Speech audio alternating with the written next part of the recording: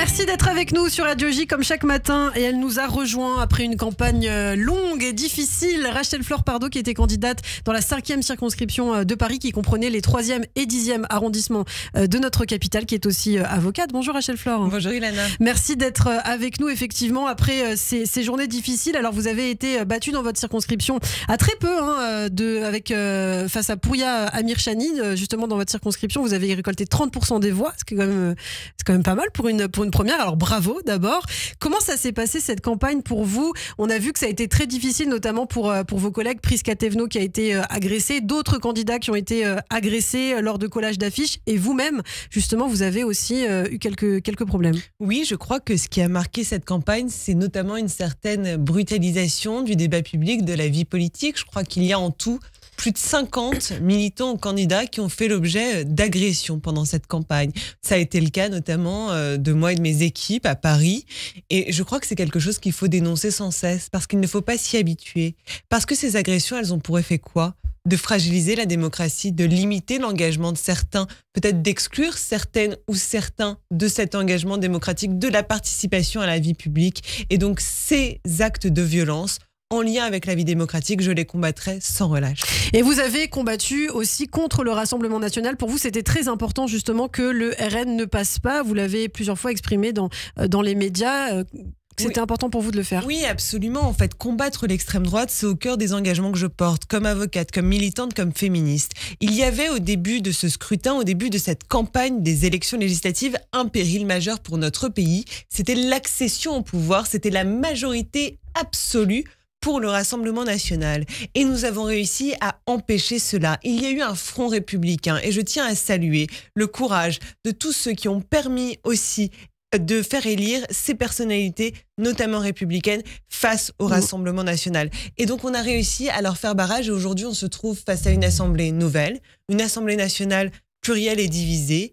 Et je veux appeler ici tous les démocrates et les républicains au sérieux et à la responsabilité. Parce qu'en réalité, il va falloir se demander comment on va pouvoir permettre à la France d'être gouvernée demain. Une assemblée plurielle et divisée. Et effectivement, on a vu aussi que cette campagne a été vécue dans la violence par de nombreux juifs de France qui sont inquiets, notamment des personnalités qui siègent aujourd'hui au Parlement. Le fameux Raphaël Arnaud, notamment de la Jeune Garde antifasciste. Est-ce que ça vous inquiète? Bien sûr que ça m'inquiète. Bien sûr que ça m'inquiète parce que je sais quel rôle ont joué certaines personnalités de la France insoumise dans l'instigation, dans le fait de répandre un certain antisémitisme, parce que je sais aussi quel rôle ont joué certaines personnalités de la France insoumise dans la brutalisation de la vie politique et du débat public. Donc évidemment que ça m'inquiète, et ce que j'aimerais, c'est appeler chacun à l'apaisement. C'est-à-dire qu'à un moment comme celui-ci, où les Français se sont présentés massivement aux urnes, ce qu'ont leurs droits, c'est aussi du respect.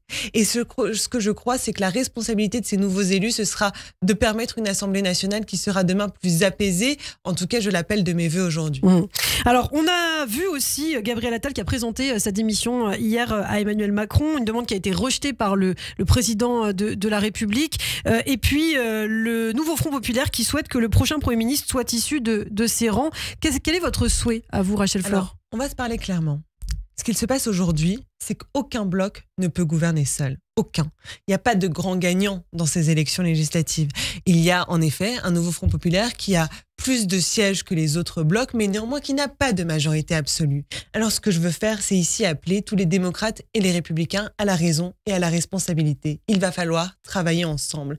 Et évidemment que dans cette équation, le bloc central, soutenu par le président de la République, aura un rôle déterminant à jouer, parce qu'en réalité, il ne pourra pas y avoir de coalition, il ne pourra pas y avoir de majorité sur des textes sans lui. Alors moi, ce que j'appelle, c'est un grand rassemblement, une grande coalition de tous les démocrates et les républicains, sans jamais renier leurs valeurs, sans alliance avec la France insoumise et évidemment contre le Rassemblement national et tous les représentants de l'extrême droite. Et j'espère sincèrement que les élus aujourd'hui députés seront à la hauteur de cet espoir qu'ont placé en eux tous les citoyens qui se sont présentés massivement aux urnes ce dimanche, parce que la participation à ces élections a été absolument extraordinaire. Donc vous êtes sur la même ligne que Mathieu Lefebvre, qui souhaite faire alliance avec les LR qui ne se sont pas justement compromis avec le Rassemblement national et les socialistes. Pourquoi pas les LR, les socialistes? Pourquoi pas aussi les écologistes? Pourquoi pas? En fait, ce qu'il faut, c'est aussi aller voir comment est-ce qu'on peut se mettre d'accord sur des valeurs communes, comment est-ce qu'on peut se mettre d'accord sur aussi un travail commun avec cette boussole